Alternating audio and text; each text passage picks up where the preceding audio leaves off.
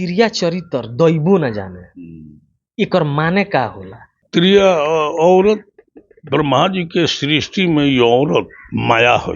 जी माया जौन ह विष्णु भगवान के माया जौन हनु जी वही सृष्टि के रचना कैले बड़ी। जी वो प्रपंच के आज तक ले केहू जानल ना।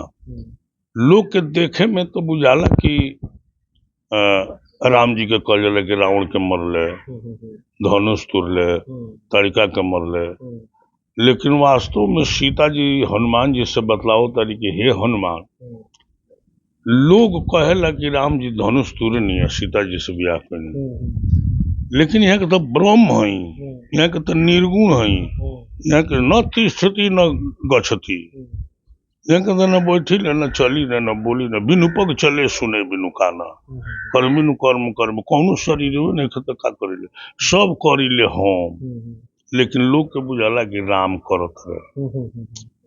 आ ए पर हमरा खुशी होला कि हमरा कैला के हमरा भगवान के बड़ाई होता, ऐसे हमरा खुशी होला, ऐसे हम अपन छिपा के रखले।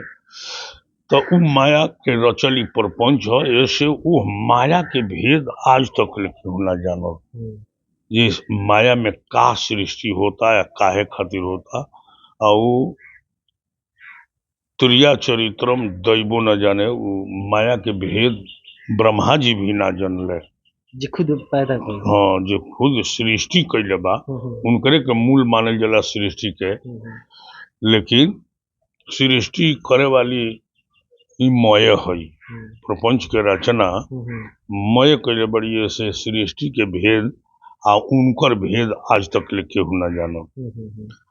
उनकरे अंश जितना औरत बड़ी सब उनकरे अंश है, ऐसे उनकर बात उनकरो बात केहू ना जानेला।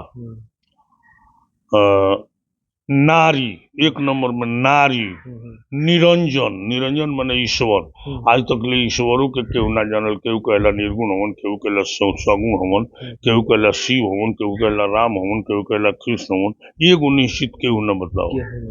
तो नारी निरंजन, कुहकत घोर, वर्षा काल, वर्षा के भी आज तक कितनो ही नेट बतलावता, आज के बतलौला रहे जो 24% हुई, ई हमें के बाकी बिछिल जाता, निश्चित ना होला बाकी निश्चित ना होला। नार निरंजन बरखा काल, कुहकत घोर बाल नदान, लड़का काहे रोता है, बोध बालक जन्म काहे रोता के ओके पता ना चलेला, अंदाज ही ओकरा के दवाई देला जो पेट गलत होई, सूते के दवाई दे दिए। नार निरंजन बरखा काल, कुहकत घोर, घोड़ा हिनाता काहे खातिर हिनाता ओकर भेद केहू ना जानेला। आ काल मृत्यु कहिया होई, ए छौ के भेद जे जानी, ओकर सहदेव भरिया पानी।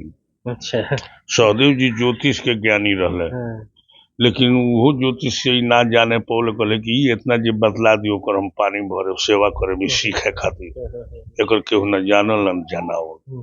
ओई में एक नंबर में नारिये है, माया है, उनका चरित्र ई काहे हंस के बोलतिया आज, एकर भेद केहू नहीं खजाना, उ का करी, ऐसा ना, यही से कहल बा तिरिया चरित्रम दैबो न जाने।